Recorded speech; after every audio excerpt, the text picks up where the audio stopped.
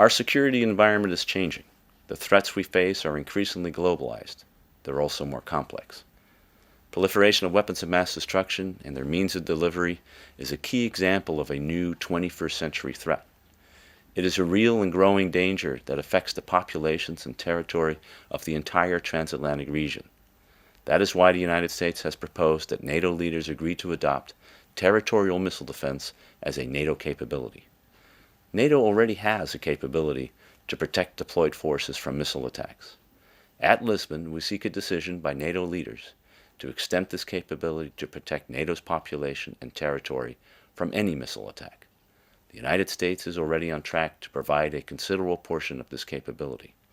Our contribution is called the Phased Adaptive Approach.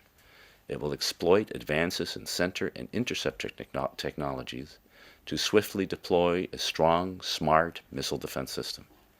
Over time, the United States will expand this system to cover all NATO territory and to meet the needs of an evolving threat. That's why we say that the system is phased, and why we say it is adaptive. The U.S. system will feed into a NATO network, a network that already exists to help allies share their national capabilities more easily.